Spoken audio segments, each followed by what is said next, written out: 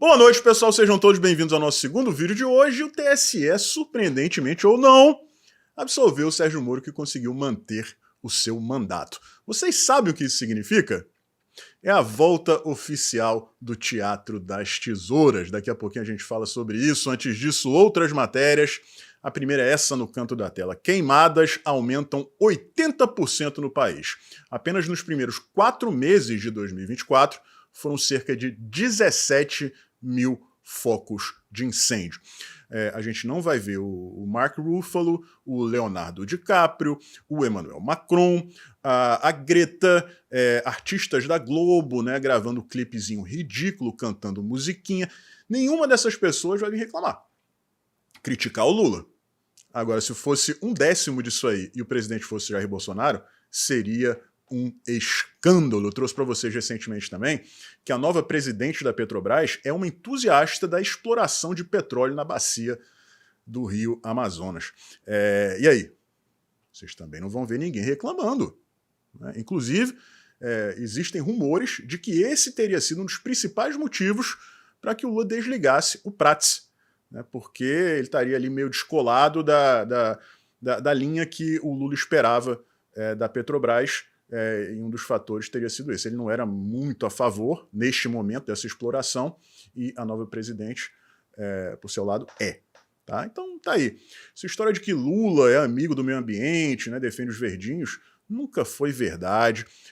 Os ambientalistas sabem disso, mas eles precisavam de uma desculpa, porque é dureza, né, cara? Você votar num ex-presidiário corrupto, condenado por unanimidade em 3 instâncias diferentes, arrancado da cadeia, jogado na presidência da República. O que eu vou falar? Como eu vou dizer para os meus filhos que estou votando num cara desse? Já sei.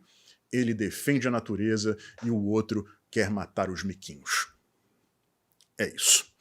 Segunda notícia, pessoal. Petista acusado de assédio por 9 servidoras ganha cargo na presidência. Outra lenda de que o Lula é a favor das mulheres. Esse cara, ele é funcionário do CAD. E aí ele assediou, ele é acusado, né, de assediar 9 servidores. Quando é um caso, né, pode ser uma mulher vingativa? Pode, claro que pode. Pode ser verdade? Pode também. 2 casos, de repente a amiga da mulher vingativa, né, que ali dá aquela carimbada, só para ter certeza de que o cara vai ser afastado. Agora, 3, 4, 5, 6, 7, 8, 9 servidores acusando o cara de assédio. É meio difícil disso aí não ser verdade. Vocês concordam comigo? Beleza. Aí, como prêmio, o cara recebe um cargo na presidência da República. Ele vai participar da comissão que organiza os preparativos para a conferência do G20 que vai acontecer aqui no Rio de Janeiro em novembro. É isso aí, né? Para o PT é assim, para o Lula é assim. Você assedia servidoras e você recebe uma promoção. Você vai trabalhar na presidência da República, né? Um cargo importante. É isso. Lembrando aqui que o Lula, esses dias, ele sancionou uma lei que confere mais sigilo em casos de abuso doméstico. E o filho dele está sendo acusado de fazer a mesma coisa. Vamos pular aqui. Vamos falar no próximo tema aqui, que a gente tem que falar com muito cuidado também, pisando em ovos sem trocadilho. O Alexandre de Moraes ironizou o Eduardo Bolsonaro. Tá? Ele disse o seguinte: o cabo, o soldado e o coronel estão presos. E o STF continua aqui fazendo o seu trabalho. Né? Foi isso que o Alexandre de Moraes disse.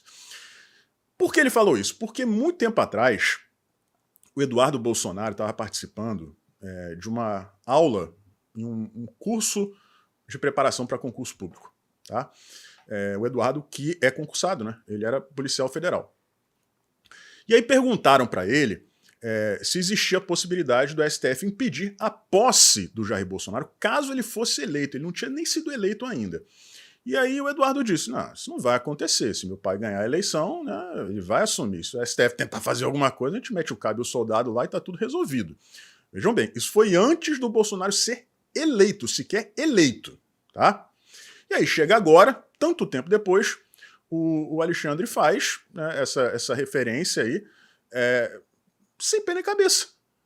Porque não faz mais nenhum sentido falar isso. Parece que é ele teve um momento ali em que ele acreditou que aquilo era uma coisa criativa, né, engraçada, e tentou meter ali em qualquer contexto para, né, falar. Mas pegou mal, não que ele se importe, né, não que alguém se importe no Brasil hoje em dia, mais um, menos um. Agora, o Eduardo respondeu, tá, pessoal? E eu vou ler aqui para vocês em tela inteira, porque essa resposta do Eduardo Bolsonaro tem várias nuances, assim, vamos ler.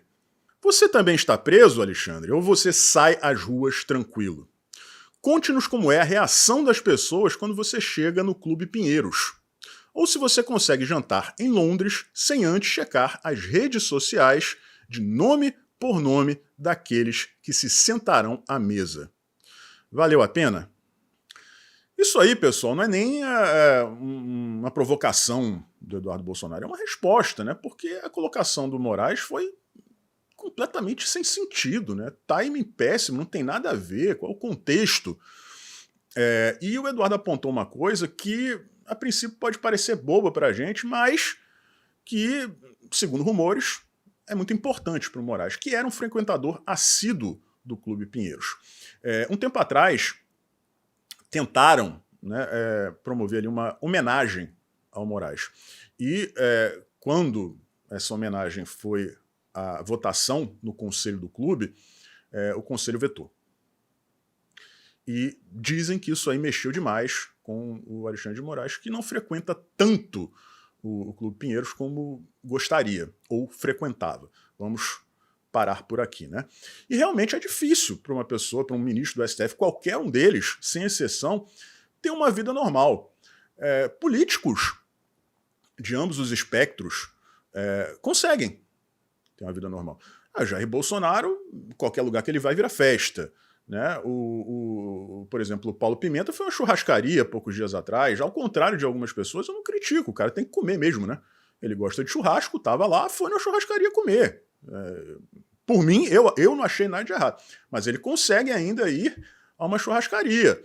Né? E assim, a mesma coisa vale para vários outros políticos aí. Agora, o ministro do STF não pode. É difícil para eles. Né? Então, o Eduardo pergunta, valeu a pena? Vale a pena tudo o que você está fazendo?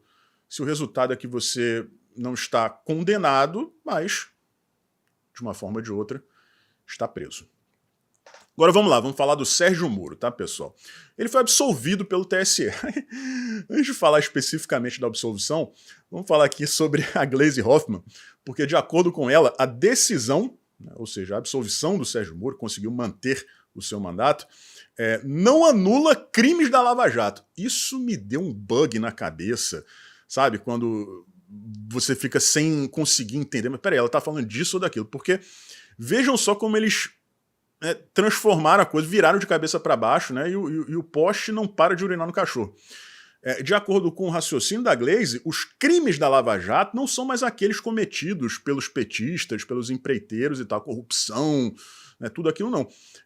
Os julgamentos da Lava Jato é que são os crimes.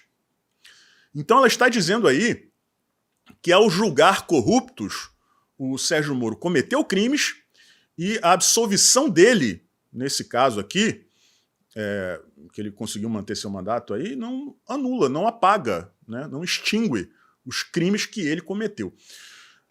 A primeira coisa que a primeira conclusão, assim, a primeira impressão que você tem é natural, né? Porque o Lula só está na presidência hoje porque favoreceram. É a mesma coisa. Anularam o julgamento do Lula, mas ele não foi inocentado. Os crimes continuam lá. Ele não pode ser julgado novamente porque os crimes prescreveram, o que é um absurdo aqui no Brasil. Nos Estados Unidos, o cara vai lá, violenta sexualmente uma mulher, tá? Década de 1950, não tinha DNA, não tinha nada, mas coletaram uma peça íntima da vítima, que morreu, foi a óbito no ato, né, da violência, e tá lá, armazenado. Toda cidade, né, ou pelo menos todo condado nos Estados Unidos, tem uma delegacia específica para resolver casos antigos. Tá? Então hoje, você pode pegar essa roupa íntima, coletar o DNA e cruzar com o banco de dados da Justiça Americana. E aí, 50, 60 anos depois, tá lá o velhinho assistindo futebol americano no domingo em casa, tomando a cerveja, crente que tá abafando, e chega a polícia lá e prende ele. Não interessa se já passaram 50, 60 anos. Ele cometeu aquele crime, bateu o DNA, então ele vai pra cadeia. Aqui no Brasil, não. Né? Tem esse negócio, prescreveu, ou então a pessoa ficou velha demais, não pode ser julgada. Isso é ridículo. Foi o caso do Lula, foi o caso agora do Zé Disseu, e é isso aí, Gleisi Hoffmann. Agora, o caso do Sérgio Moro é o seguinte, tá, pessoal? Quem não se lembra, né, daquele dia que... O dia da votação lá para saber se o Flávio Dino tinha sido aprovado ou não na sabatina, né, no Senado, o Sérgio Moro foi lá, fez piadinha, ficou rindo ali. E nós, né, e não vem dizer que você também não, que você sabia, porque ninguém teve esse pensamento, não. Todo mundo achou que o Sérgio Moro tá aí, ó, fazendo essa palhaçada aí, não vai adiantar nada, meu amigo, não vai adiantar nada, você tá ferrado, vão caçar teu mandato, você vai aprender. Só que adiantou, obviamente não foi só aquilo, não só por conta daquilo, mas ele foi absolvido por unanimidade. Saiu elogiando o Alexandre de Moraes. Vários críticos do Sérgio Moro estão agora nas redes sociais dizendo: Sérgio Moro é uma terrível pessoa, o que ele fez na Lava Jato é horrível, mas a decisão do Alexandre de Moraes foi técnica e perfeita, ele tinha que ser absolvido mesmo. Então, pessoal, o que a gente está vendo agora é o início oficial da reedição do Teatro das Tesouras. É a exclusão da direita conservadora da tabela, né, do tabuleiro político do Brasil, para que o representante atual do tucanato, né, não interessa se é ou não do PSDB, no caso Sérgio Moro, assuma uma posição à direita e enfrente a esquerda assumida, no caso o PT, com o Lula em 2026, caso ele sofra impeachment, Geraldo Alckmin, quem quer que seja. Então, agora, tudo culmina com esse momento. Bolsonaro inelegível, Sérgio Moro livre para fazer aquele teatrinho ali no Senado, de oposição ao PT e tal, se juntar daqui a um tempo com o Zema da vida e se tornar a figura mais proeminente da suposta oposição, bem entre aspas, do PT. Aí nós temos Sérgio Moro de um lado, Lula do outro. Lula da esquerda, Sérgio Moro da direita. Não é, tá, pessoal? Teatro das Tesouras. Isso já tinha sido praticado, foi praticado durante muito tempo, com o regime militar ocupando o espaço da extrema-direita, que hoje é ocupado por Jair Bolsonaro. Vocês são da extrema-direita, nós somos da extrema-direita. Eu não sei, pessoal, se for, se quem defende com unhas e dentes as pautas caras ao conservadorismo é extrema-direita, então eu sou. Agora, isso que eles falam, não. Tá? Eles falam que extrema-direita é quem é contra a esquerda. Né? É diferente. Tá? Então eles jogam a gente quase que para o campo da ilegalidade, se não literalmente, e abrem espaço que é nosso, um espaço que é nosso, e usurpam esse espaço encaixando alguém que é de centro-esquerda, como se essa pessoa fosse de direita.